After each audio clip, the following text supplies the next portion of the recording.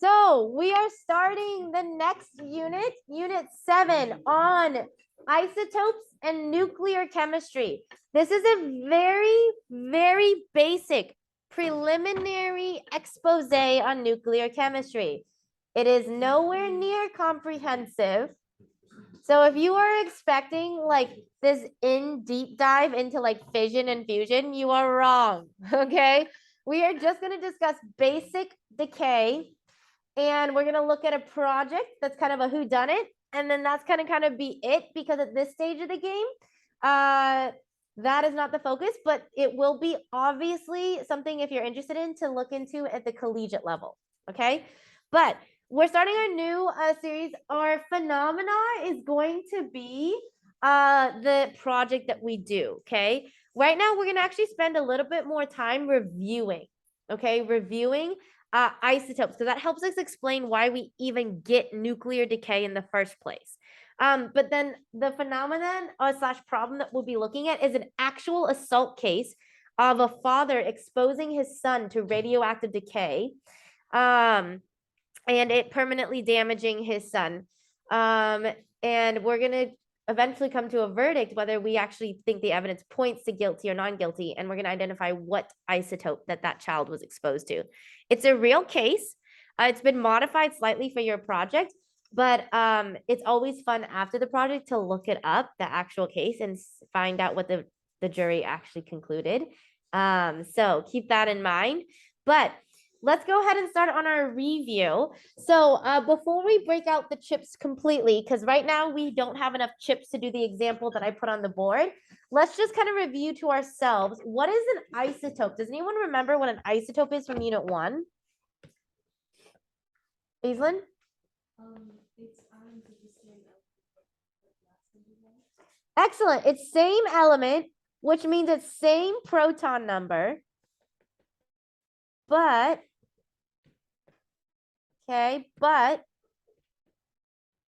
different neutron number, which means different mass.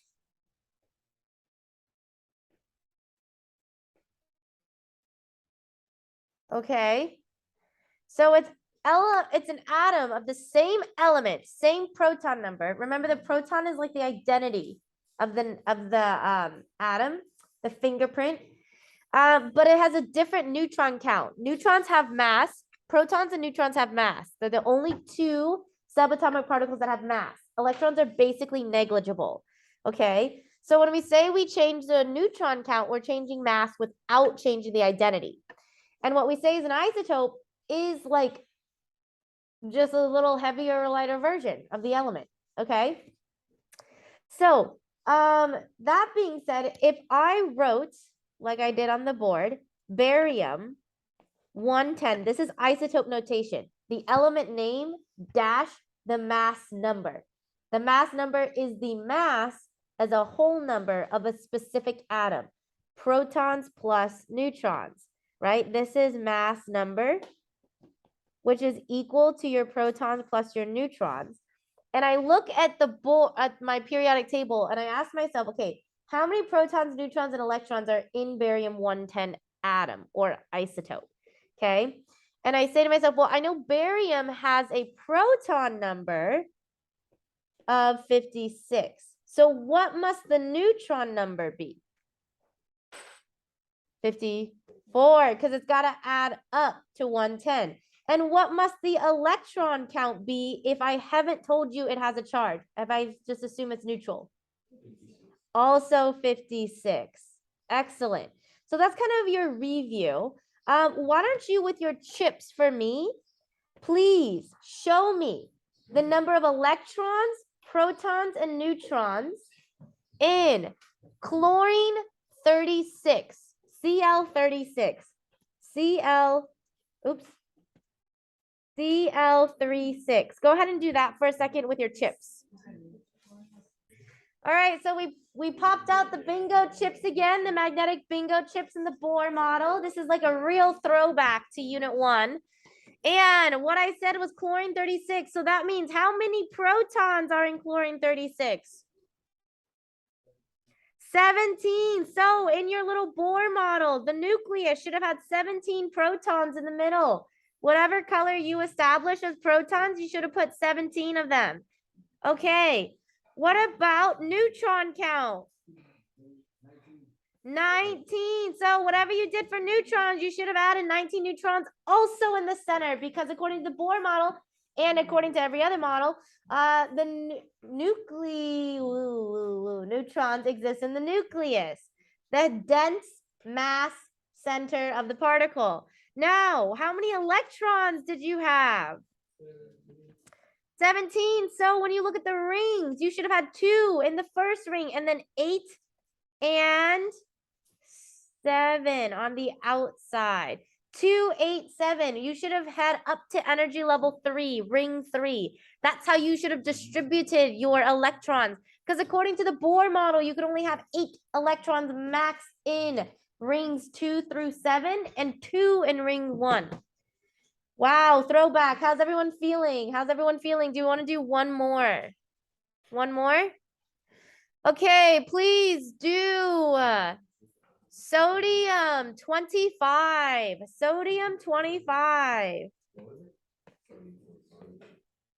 Na-25, mass number. Sodium 25.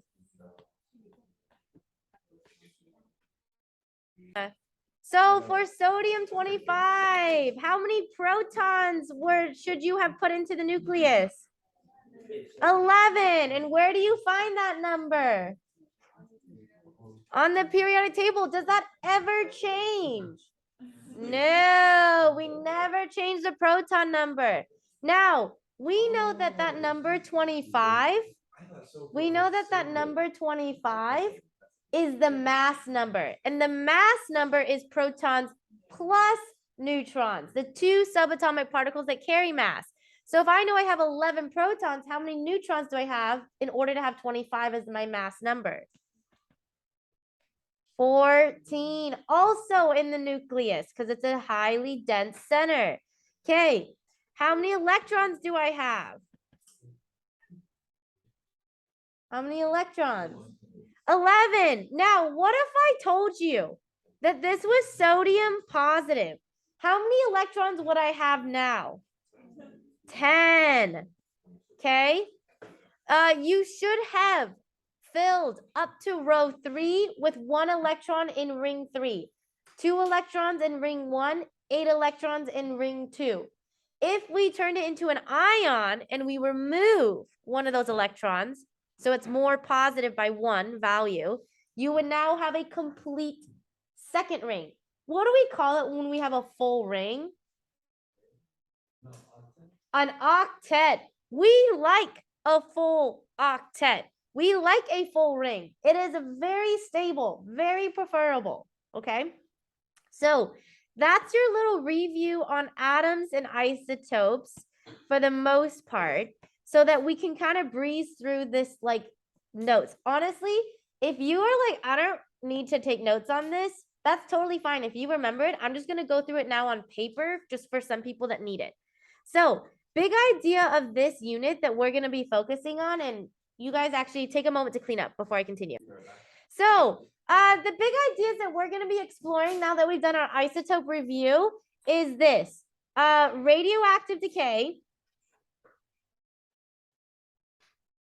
okay, and nuclear energy, particularly the scale of nuclear energy. A scale of energy released.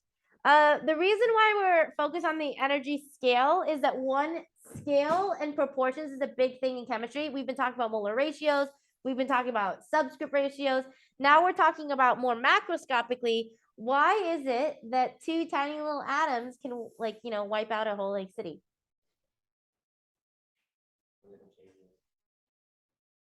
Hmm? But theoretically, like, you still don't got that much in there. So why can it wipe out a whole city? Like, if I collide you and Danny, I'm not scared that the blowback of the force is going to wipe out the classroom. But you guys are much bigger than the particles that we use for nuclear energy. So why is that the case? Really? I feel like you have a ton of more energy. I don't know. So those are kind of our new two main focuses. So again, if you feel good about isotopes, just listen. Don't zone, because usually when you zone, that's when you make stupid mistakes that are embarrassing in the future. Don't make stupid mistakes that are embarrassing in the future. But relax on the writing part, okay? So an isotope is an atom of same element with different mass. Another way of saying it, hey Drea, another way of saying it is, Drea, notes, is that you have the same proton numbers, but different neutron numbers, is another way of putting it.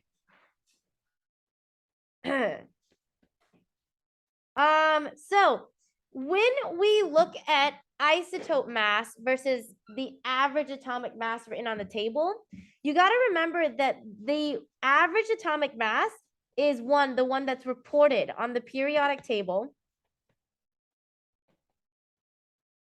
When we look at our little box, it's down here, okay? And is, hint, hint, the average of all the possible isotopes for that element, of all the possible isotope mass for that element.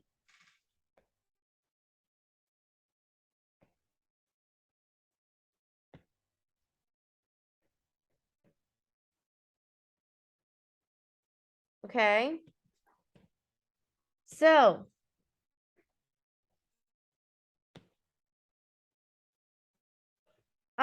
now mass number though is very specific. It's always a whole number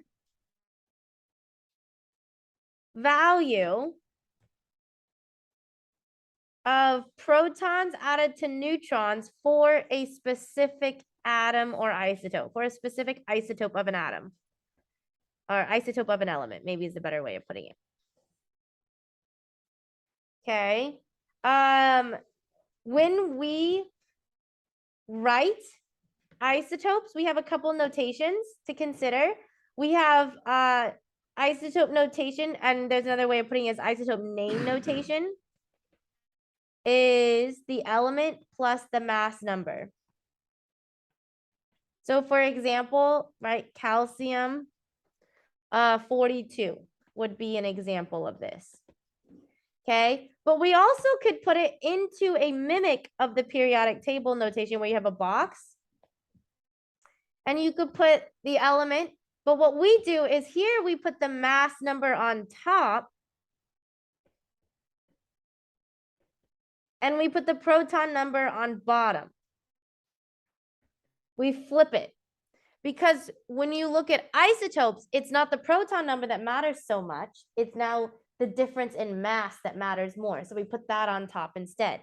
Basically, the number that's bigger is the mass of some sort when you look at box notation. The question is it a whole number? Okay, isotope. And then if it's a decimal on bottom, you know it's periodic table average of all the isotopes. So how do we exactly go from mass number to average atomic mass? Basic algebra is how we do it. So isotope abundance is a fancy way of saying the percent of an isotope present in the universe.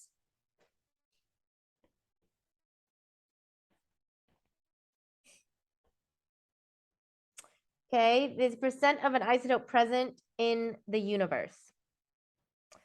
Okay, so when we look at this and we calculate average relative atomic mass, what you're going to do is you're going to multiply the isotope number 1 times the percentage it's present in, and then you're going to add it to isotope number 2 times the percentage that mass particular isotope is present in. And you just keep doing that until you sum up the total for average mass.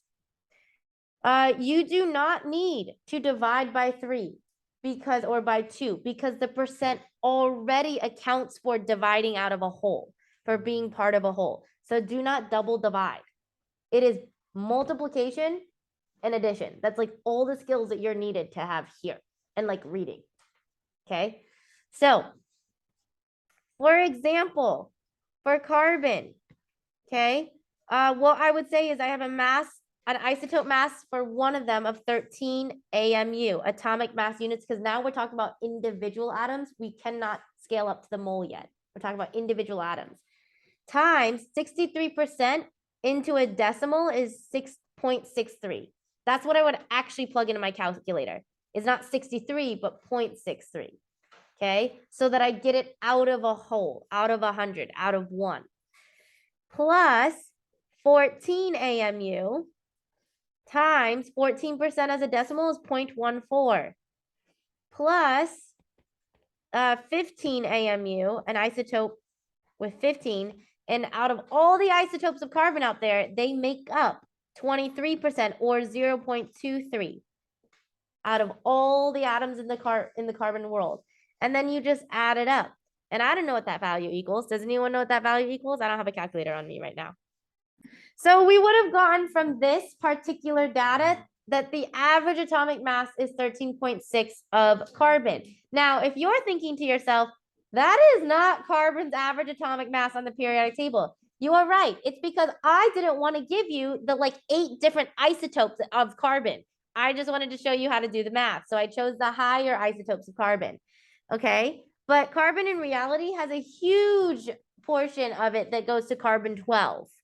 So that obviously, if your average is super close to a particular isotope mass, that means that isotope is more abundant, right? So from this average example, you could safely conclude that carbon 13 and 14 were pretty abundant or relatively close. Something was shifting it, but the most abundant was 13 because out of all the individual mass values, 13, 14, and 15, the average is closer to 13, right? Between 13 and 14. So you can make some small conclusions.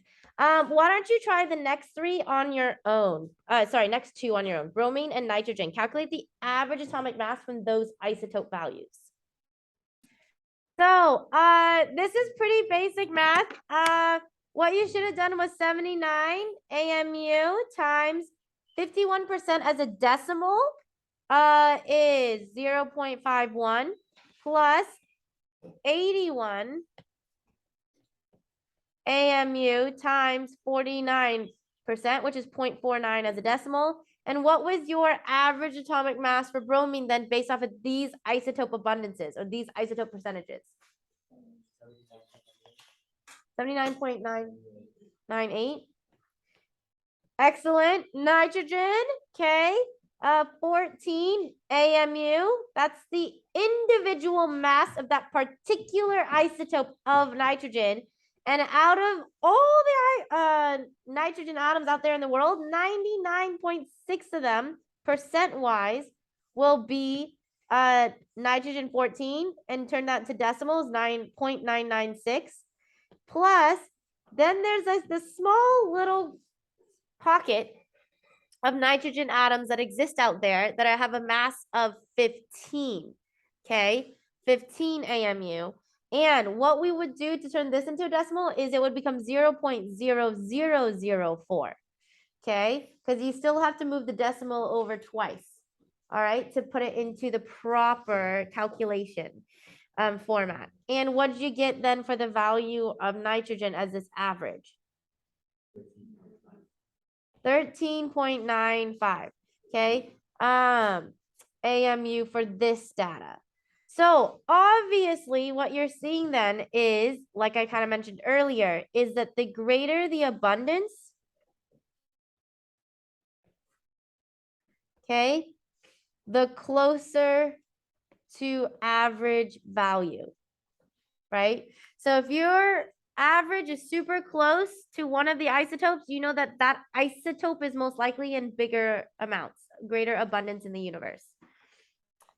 So why do we have to talk about isotopes at all for this unit? It's because when we look at isotopes, there are isotopes that are considered stable, and then there are isotopes that are considered unstable.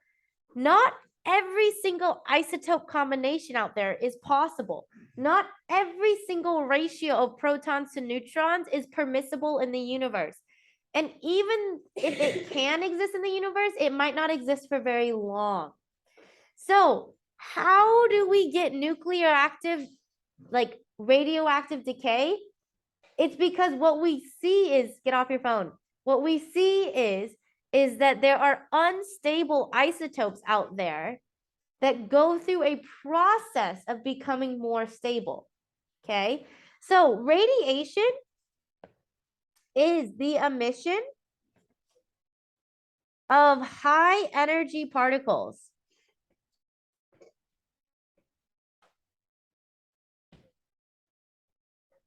And they occur because of radioactive decay. Radioactive decay is the process, okay? It's a process.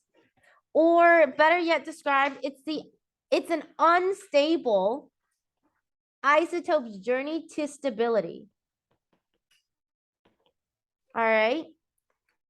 So we get radiation or high energy particles emitted from substances because what's happening is that some unstable isotope with a really bad ratio between protons and neutrons that's like can exist temporarily but not sustainably is going through a journey of releasing excess energy and neutrons and breaking down and transforming into a more stable version of that itself. So we mark radioactive decay through, I'm sure you guys already know this, half-lives from like 7th grade biology, right? Carbon-14 dating. A half-life is defined as the amount of time it takes half of a sample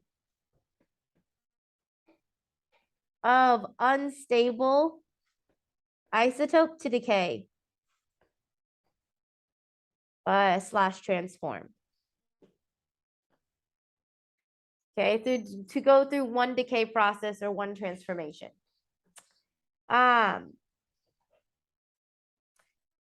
When you think about half-lives, okay, which is abbreviated as T subscript half, time half, you really got to think about how long is that half-life, because that means something to you. All right. So, the longer the half-life, do you think that's better or worse for the person exposure to radioactive decay? Why do you say better? It's less immediate. Okay, so if I have a substance whose half-life is 3 years, and I have it starting at 60 grams of nuclear active material, okay? To have it down, it goes down to 30 grams. That's 3 years, one half-life. Next one, okay? 15 grams, another half-life is another 3 years. Now we're adding 3 more years. Down to half again, 7.5. Okay, now we're adding another 3 years. Okay, and so forth, etc. Obviously, you're never going to fully reach complete stability for every single particle of that unstable sample, but you get pretty darn close. Okay, you probably got at least another 2 cycles in there before I stop wanting to do math. Okay, now let's compare it to a half-life of 60 years. Okay, I have a half-life of 60 years with 60 grams. Okay, 60 years pass and I get to 30 grams. Another 60 years pass and I get to 15 grams.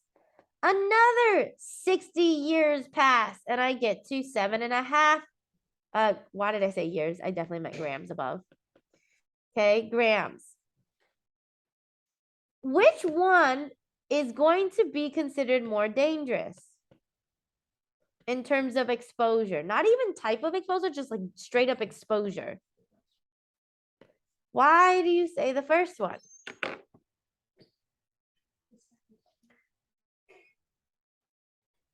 It's the second one. Because if you, Mika, want to try to explain it? Doesn't it? I thought you said it gets more stable over time. It is, right? Because 77.5 grams is now unstable, and the other remaining, like 52.5 grams have become more stable. So I'm starting with 60 grams of unstable. 60 years pass, now I only have 30 grams of unstable. Another 60 years pass, 15 grams of unstable left. I'm slowly getting rid of the unstable stuff. So you have unstable matter for longer, which is more dangerous. Yep. So notice the transformation in amount is consistent.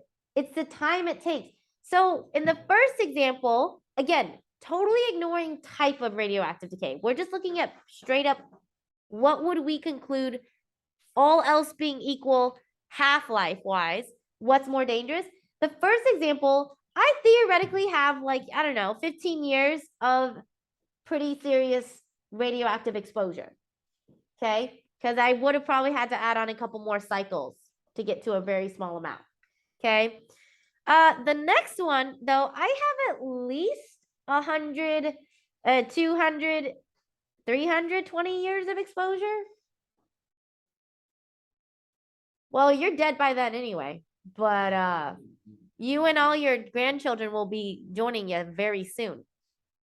Okay, because what you're seeing is that every year that sample is not more stable is another year that amount can continue to expose everything around it to its high energy particles that are very dangerous. Recent research has been saying that well, I don't know if you guys actually know this, but like you have free radicals, which are kind of connected to radioactive or decay of a particle, a high energy particle in your body. One of the new publications by like, I think it was like Harvard or Yale or one of those schools, is they were looking into like the causes of cancer. And they're starting to determine that it's actually a lot more random than you think. And it's way more about your body's ability to fight off radicals and radioactive interactions than it is even about genetics or other things. That is one recent study. It's a lot still to be developed about it. Obviously, lifestyle does matter, stuff like that. But that is also something that they're starting to realize. So just like a little fun fact. So then why is radiation dangerous? Why do we care about these high energy particles at all? It's because these high energy particles released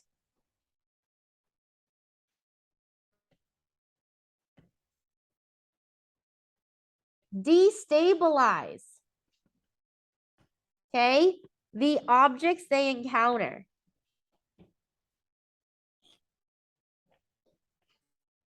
And samples, unstable samples, are never fully stable.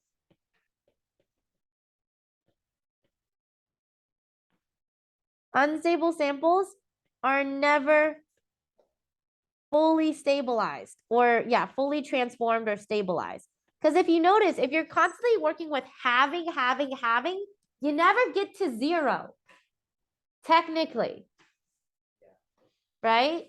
So that's an issue. There are 3 types of radioactive decay that we'll talk about tomorrow, okay? Well, actually, we can do them now, but let's take a 2-minute break. We'll do them now, but let's take a 2-minute break, and then we'll get into the 3 main types of radioactive decay. All right, so now that we've kind of established the preliminary understanding of one, what is the root of radioactive decay? Isotopes, and particularly unstable isotopes that have a bad ratio between their proton and neutron count, okay? And we've established, what's a preliminary way of how we track the decay that is the result of an isotope's journey to stability through half-life. We need to talk about now the types of decay, because there are many types of decay that can occur. unstable isotopes can take a variety of routes, all right, a variety of routes to get to stability. And they can combo them, they can repeat them, they can do whatever. We're going to focus on 3 out of the 6. If you look up radioactive decay, there's like 6 types. We're just going to focus on the main 3 types that deal with the particular subparticles that we are familiar with, okay? So the first type out of the 3 is known as alpha decay. Alpha, with the Greek symbol alpha right next to it, okay, decay. The second one is beta decay. And the third one is gamma. With these are all Greek symbols, alpha, beta, gamma. Okay. So these are the 3 most common routes of transformation or decay journeys that an unstable isotope might pick and choose from. Okay. Depending on how many steps it takes to get to stability. Because like for some isotopes, they can do it in 1 step. Like 1 decay round, they're good. They found a stable version of themselves, they're done. For others, it's kind of like, hey, I'll see it in like 10 years. The level of like amount of transformations they have to go through to even get some of it to a reasonable stability. All right. So alpha decay properties are the following. They are, out of the 3 of them, they're the weakest or least dangerous of the decay methods. What happens here is the unstable isotope always releases a helium-4 particle. That is our radiation for alpha decay. And what we say is that that particle, the emitted particle, can be stopped by paper or skin. So it won't penetrate deeply into another object.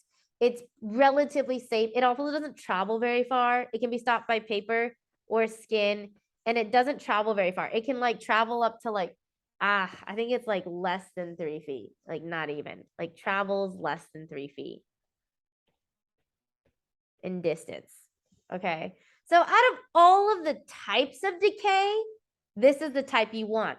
Pair it with a super short half-life, you're chilling McMillan in terms of comparatively radioactive decay. You're gonna most likely survive. Okay. Beta decay is like the middle ground. It's the mid-dangerous one. Mid-dangerous, okay? What we have here is that beta decay always releases, for its emitted particle, a electron. Now notice, here we're using isotope notation where we put the mass number on top and the proton number on bottom. So for alpha, we had a helium-4, helium with a mass number of 4, isotope, a specific whole number, okay? And proton count of 2. With beta, we have an electron. So how would we put it in isotope notation? Well, electrons basically have no mass. So we put 0 for the mass number. And they don't have a proton. They're like anti a proton, technically. So what you would say is there's actual real antiprotons that are not electrons. But what we would say is, for the analogy of things, it's like -1 a proton because it's the opposite charge of a proton. Okay. So that's the kind of shorthand that we use. And it always releases this as the particle for radiation. This is our radiation for a beta process, a beta decay process. This is a little bit more dangerous. It can be stopped. Okay, stopped by, metal or like a chunk of, cement, which we all carry in our pockets, I'm sure of. It travels a little farther. It travels 3 to 6 feet. So like I wouldn't exactly like choose this one if you had to be exposed to radiation, The worst of them though is this is the most dangerous. The worst of them is gamma decay. Gamma decay releases nothing but energy. And the symbol is this. It releases a zero mass, zero proton energy particle. It is just straight up energy. Remember how we used to describe energy as a photon, a particle for that lab test that we did with the flames? Yeah, this is it. This is the most dangerous because if you notice, and what you're going to see very soon, is that the other two decays involve a change in the original proton number of the unstable isotope. So when we talk about isotope decay or radioactive decay, we're actually talking about the complete transformation into a new element. A new element. Gamma decay just releases the energy with zero progress made toward transformation. It is just shooting up the area with high amounts of energy that rip through. Because gamma decay, particles, and by particles, I mean photon, right? Light particles, basically, energy particles, can only be stopped by 3 feet of metal or like 12 feet of water, which we, of course, all carry around ourselves because we live in a personal walking moat. Okay? So, jokes. No jokes. Not funny? Okay, I understand. So, you're not gonna be okay, basically, is the idea behind gamma. And it travels far, far. If not stopped, it travels forever, basically, unless stopped. So basically, you running away isn't gonna help. Whatever source, if you have a nuclear source that emits gamma, unless it runs into 3 feet of metal or like 12 feet of water, it's gonna get you. And it's gonna go through you. When we talked about the bombings of Pearl Harbor and you see like footage, or if you look at old footage of like test nuclear grounds, okay, things get annihilated. It literally just rips through and like rips apart all of your atoms. I don't know what that would feel like. Hopefully you don't feel anything because it's so freaking fast. Okay, but that's gamma. That's gamma right there. That is the power of a pure energy. Yes. Hypothetically, if you're in like a 15-foot long pool, would it still? Hypothetically, it should stop it. I wouldn't test it personally, but like hypothetically, yes, it should stop the gamma rays from getting you. Why water specifically? Metal Well, that's actually a really great question. Well, metal is a primary type of element out there that exists in the world. Gases don't help us very much at all because they're not dense. And then water is just a unique property that I think it absorbs some of the energy itself. But honestly, nuclear is not usually my topic of study. I was an organic chemist. So nuclear is kind of like, I just like am like hands off with it in my mind too. I just don't touch it very much. So how do we reflect this type of decay process, this transformation process, okay, in an equation? These are very specific types of equations known as nuclear change equations. They're very unique because what you'll notice is that they involve a unique notation. Now we're not just writing the element, but now we have to take into consideration each element's mass number and proton number transformation. So what we say is for alpha decay, which by the way, everyone has to know how to do alpha decay, nuclear change equations. Honors, you're going to learn beta and gamma later. Okay, that's your honors assignment. But for alpha decay, what we have here is we have unstable. Oh God. We have unstable uranium 235. Uranium has a proton number of 92. So we write it out in the isotope format that mimics the periodic table. of mass number and proton number. And we say, I start with unstable uranium-235 with a proton number of 92. For alpha decay, I always emit, my radiation is always a helium-4. Helium-4 particle. Helium has a mass number of 4, this isotope of helium, and of course, a non-changing identity of 2 protons. And if I emit that, if I get rid of that, what I'm left with is my unstable isotope has now been transformed into the more stable thorium-231. Is it thorium or thallium? Hold on. There's a lot of T's. Give me a second. Thorium or thallium. Nope, it's thorium. I'm right. Okay, thorium-231. I've actually changed the identity of the atom in order to become a more stable isotope in a new element. So this is the definition of glow up in chemistry. This is the best glow up you can get because it's basically unrecognizable. It's a different element, okay, as it sheds off its toxic parts. All right. What you will notice is that when we look at these nuclear change equations, whatever you start with, you should end with. Just redistribute it. So I started with a total mass of 235. That means whatever new particles I make, radiation plus new, more stable isotope, their mass number should still add up to what I originally started with. Same with proton count. If I started with 92, when I decay, I should still end up with a total of 92, even if it's been redistributed between 2 different, okay, atoms. For some kicks and giggles, if any of you need an analogy that hits close to home, what we say is the unstable isotope is called the parent nuclide.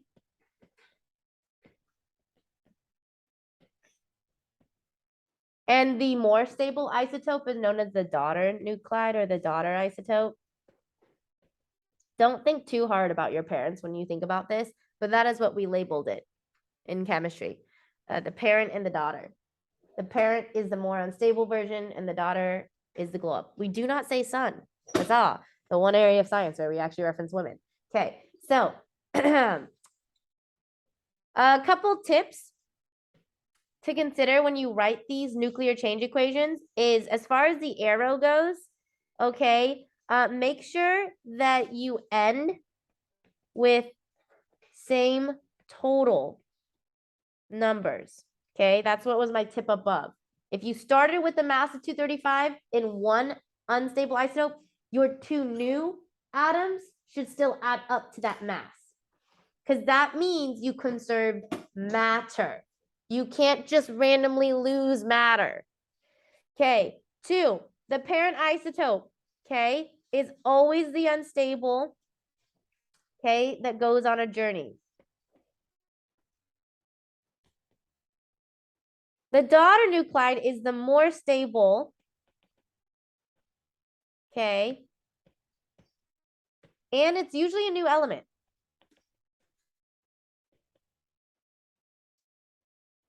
Now, I say usually because with gamma, that's not always the case, right? Gamma doesn't actually do anything, which is actually, by the way, I should mention, gamma, because it doesn't do any transformation work, what we say is that since gamma doesn't actually transform the unstable isotope, we say it's usually partnered with another decay. Because if you only have gamma, you'll never actually change. So what happens is gamma often goes with somebody, another decay. You can kind of compile and stack them on top of each other, okay? So we will warm up tomorrow with this problem where you are going to write out the alpha decay for the following unstable plutonium-239 isotope. But what I want you guys to do for the rest of class is, you got about 15 minutes, is go into the workbook and try answering some of the questions. In honors, this would be a good time to watch the honors video that's only like 5 to 8 minutes. All right. So good job, you guys. Also, if any of you still have late work for progress reports, you might want to check out your Canvas now in the next 15 minutes as well.